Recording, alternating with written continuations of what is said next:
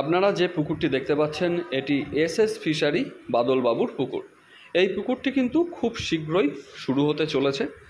এই পুকুরটি টাকি সরনিয়াতে অবস্থিত। আপাতত এর আগে এখানে পাস চলতো। আগামী মাসের 6 তারিখ থেকে কিন্তু এই পুকুরটি শুরু হবে। আনুমানিক পাসের মূল্য 3000 থেকে 4000-এর মধ্যেই থাকবে, কারণ মাছ বেশ ভালোই আছে। পুকুরের বিস্তারিত নিয়মাবলী, যোগাযোগ নাম্বার, লোকেশন, মাছের বিস্তারিত খবর ও পাস সম্পর্কে মালিকের মতামত খুব শীঘ্রই পরবর্তী ভিডিওতে তুলে ধরা হবে আপনাদের সামনে। আজ পুকুরের চারিপাশের পরিবেশকে তুলে ধরলাম। আপনারা দেখলেই বুঝতে পারবেন পুকুরের চারিপাশের অবস্থা কীরকম আছে। আপাতত পুকুরটি একটি বাগান বাড়ির ভিতরে অবস্থিত। এটুকুই ইনফরমেশন আপনাদের সামনে আজকে তুলে ধরলাম। পরবর্তীতে বিস্তারিত তুলে ধরব।